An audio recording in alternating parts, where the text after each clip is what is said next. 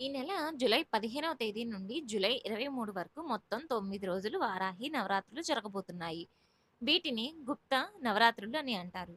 వారాహి దేవికి చాలా శక్తి ఉంటుంది కాబట్టి భక్తితో ఈ అమ్మవారిని పూజిస్తే చాలు కోరిన కోరికలన్నీ వెంటనే తక్షణమే నెరవేరుతాయి. కాబట్టి ఈ వారాహి అమ్మవారి నవరాత్రుల్లో అమ్మవారిని పూజించి అఖండ రాజయోగాన్ని పొందవచ్చును. వారాహి నవరాత్రుల్లో అమ్మవారిని ఎలా పూజించాలి? అమ్మవారికి పెట్టాల్సిన ధూపదీప నైవేద్యాలు ఏమిటి? 9 రోజులు పూజ చేయలేని వారు ఏం చేయాలి? ఆనవాయితీ లేని వారు కూడా ఈ నవరాత్రుల్లో అమ్మవారిని పూజించవచ్చా? మరియు పాటించవలసిన విధి విధానాల గురించి ఇప్పుడు మనం ఈ వీడియోలో క్లియర్‌గా తెలుసుకుందాం.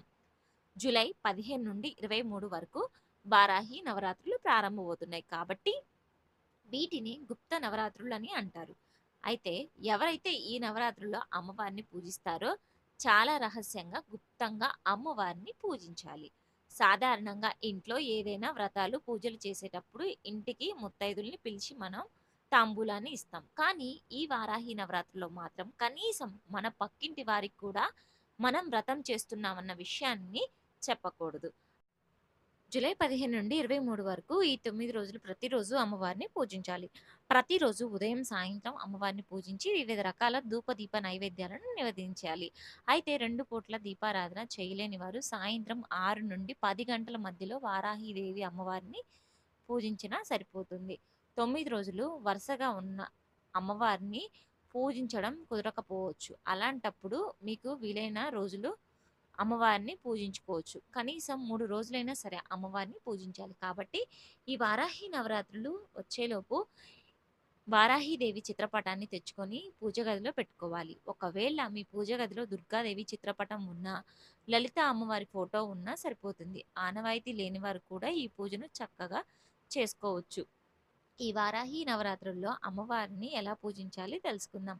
స్త్రీలు తలస్నానం చేసి ఇల్లంతా శుద్ధి చేసుకొని ఇంట్లో అమ్మవారిని పూజించాలి. అయితే వరుసగా 9 రోజుల పాటు పూజ చేయలేని వారు ప్రతిరోజు తలస్నానం చేయవలసిన పని లేదు. 2 రోజులకు ఒకసారి తలస్నానం చేసినా ఇంట్లో పూజ చేసుకోవచ్చు.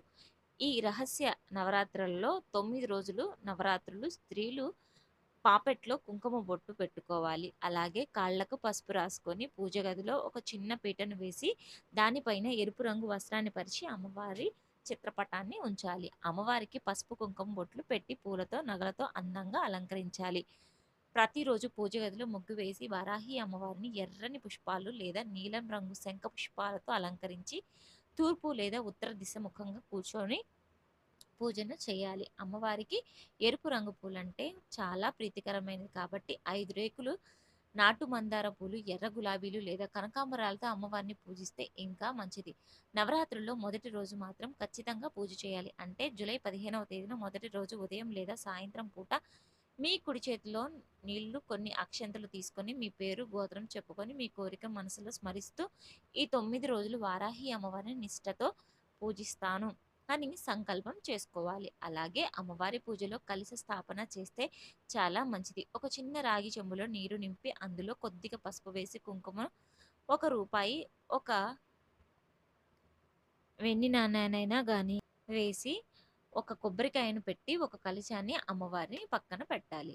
వారాహి అమ్మవారి పూజను ప్రారంభించే ముందు చిన్న పసుపు గణపతిని తయారు చేసి గణపతికి 3 గరిక పోచలు సమర్పించి ఒక చిన్న బెల్లం ముక్కను నైవేద్యంగా నివేదించాలి. పసుపు, కుంకుమలు, పువ్వులు, అక్షంతలతో గణపతిని పూజించి వినాయకుడి అనుమతితో వారాహి పూజను మొదలుపెట్టాలి. ఈ నవరాత్రుల్లో మీకు వీలైతే నువ్వుల నూనె లేదా ఆవు నెయ్యితో అఖండ దీపాన్ని వెలిగించాలి. అయితే అఖండ దీపం పెట్టలేని వారు ప్రతిరోజు ఉదయం, సాయంత్రం దీపారాధన చెయ్యాలి. అమ్మవారి చిత్రపటం పైన ఎర్రటి అక్షంతలు వేస్తూ అష్టోత్తర శతనామావళి చదువుతూ అర్చన చేయాలి. లేదా ఓం వారాహి దేవ్య నమః అని 108 సార్లు జపించాలి. వారాహి దేవిని పూజించేటప్పుడు అమ్మవారికి నైవేద్యంగా ఉడికించిన శనగలు, పెసరపప్పు, వడలు మరియు దానిమ్మ పండ్లు లేదా దానిమ్మ గింజలు, చక్కెర పొంగలి లేదా బెల్లం పరమాన్నం, అల్లం ముక్కలు, నిమ్మరసం కలిపిన పానకం, అలాగే సమయం లేనప్పుడు బెల్లం ముక్కను, అరటిపండ్లు ఇలాంటివి ఏవైనా అమ్మవారికి నివేదించవచ్చు. తీవ్రమైన అప్పుల సమస్యలు, ఆర్థిక సమస్యలతో బాధపడేవారు 108 లవంగాలను ఒక ఎర్రటి దారంలో మాలగా కట్టి అమ్మవారి ఫోటోకు మాలగా వేస్తే ఆర్థిక ఇబ్బందులన్నీ వెంటనే తీరిపోతాయి. పూజ చేస్తే స్త్రీలు ఆకుపచ్చ రంగు, పసుపు లేదా ఎరుపు రంగు వస్త్రాలను ధరించి పూజ చేస్తే మంచిది. కానీ నలుపు రంగు, నీలం రంగు దుస్తులను పొరపాటును కూడా ధరించకూడదు. ఈ విధంగా అమ్మవారిని పూజిస్తే మంచి సువాసన గల సాంబ్రాణి పొగ లేదా అగరబత్తులతో ధూపాన్ని అమ్మవారికి సమర్పించి కర్పూర హారతి ఇవ్వాలి. మీరు హారతి తీసుకునేటప్పుడు మీ మనసులో ఉన్న ఒక కోరికను గట్టిగా కోరుకోవాలి. పూజ ముగింపులో అమ్మవారికి 2 తమలపాకులు, ఒక వక్క, ఒక అరటిపండు మరియు ఒక రూపాయి కాయిన్ ఉంచి దక్షిణ తాంబూలంగా సమర్పించాలి. ఇది ముత్తైదులకు సౌభాగ్యాన్ని ఇస్తుంది. పూజలో అమ్మవారికి పెట్టిన నైవేద్యాన్ని కేవలం మీ కుటుంబ సభ్యులు మాత్రమే ప్రసాదంగా తీసుకోవాలి. రహస్య నవరాత్రులు నియమం ప్రకారం ఈ ప్రసాదాన్ని బయటి వారికి లేదా పక్కింటి వారికి పొరపాటును కూడా పంచకూడదు. ఈ రహస్య నవరాత్రుల్లో పగటి పూట చేసే పూజల కన్నా కానీ సాయంత్రం వేళ చేసే పూజలకే అత్యంత శక్తి ఉంటుంది.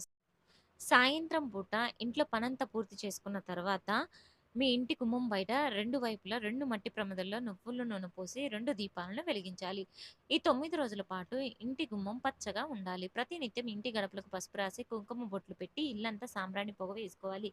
ఈ నవరాత్రుల్లో ఏదైనా ఒకరోజు వారాహి అమ్మవారి ఫోటో ముందు కూర్చొని కుంకుమార్చన చేయాలి. పూజ చేసిన కుంకుమను ప్రతిరోజు ఇల్లాలు తన నుదుటిన ధరిస్తే దీర్ఘ సుమంగళి యోగం సిద్ధిస్తుంది. వారాహిదేవి వరాహ ముఖం అలాగే భైరవి తత్వాన్ని కలిగి ఉంటుంది కాబట్టి ఈ 9 రోజులు కాకులకు అన్నం పెట్టడం లేదా వీధి కుక్కలకు ఏదైనా ఆహారాన్ని పెట్టడం ద్వారా అమ్మవారు ఎంతో సంతోషిస్తారు.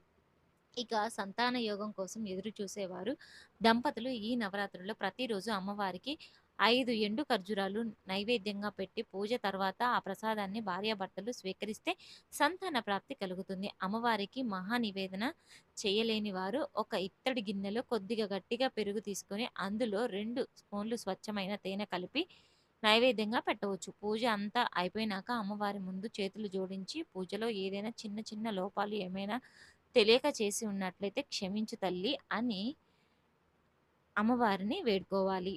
మనస్ఫూర్తిగా వారాహీదేవిని ప్రార్థించాలి. ఇక మనలో చాలామంది ఆడవారు ఇంట్లో ఏదైనా పూజ చేసేటప్పుడు పక్కింటి వారికి చెప్తూ ఉంటాం. కానీ వారాహి నవరాత్రిలో పూజ చేస్తున్నామని, ఈ మంత్రాన్ని జపిస్తున్నామని ఎవ్వరికి కూడా అస్సలు గొప్పగా కూడా చెప్పుకోకూడదు. ఈ 9 రోజులు పూర్తిగా సాత్విక ఆహారాన్ని తీసుకోవాలి.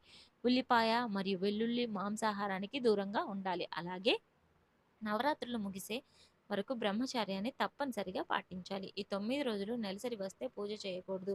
ఇంట్లో మిగతా వారు చేసుకోవచ్చు. అలాగే ఈ 9 రోజులు మీ ఇంటిని, మీ పూజ గదిని శుభ్రంగా ఉంచుకోవాలి. నవరాత్రుల్లో చివరి రోజున ఒక నిమ్మకాయను కోసి దానికి కుంకుమ రాసి మీ ఇంట్లో మరియు ఇంటి బయట దిష్టి తీసుకొని ఇంటి బయటను పారేయాలి. ఇలా చేస్తే నవరాత్రుల్లో మీ ఇంటికి వచ్చిన లక్ష్మీ కళను దిష్టి తగలకుండా కాపాడుతుంది. వారాహీదేవిని పూజిస్తున్నంత సేపు ఎవరితోనూ మాట్లాడకూడదు. మానసిక మౌనంతో చేసే పూజను అమ్మవారు త్వరగా స్వీకరిస్తారట. వారాహి అమ్మవారు న్యాయానికి, సత్యానికి ప్రతీక. ఈ 9 రోజులు అబద్ధాలు చెప్పడం, ఇతరులను నిందించడం, ఎవరికైనా కీడు తలపెట్టడం వంటివి చేయకూడదు. అలాగే ఈ 9 రోజుల పాటు జుట్టు కత్తిరించడం, గోళ్లు కత్తిరించడం వంటివి పొరపాటును కూడా చేయకూడదు. ఈ వీడియో నచ్చితే లైక్ చేసి సబ్స్క్రైబ్ చేసుకోవడం మాత్రం మర్చిపోవద్దు.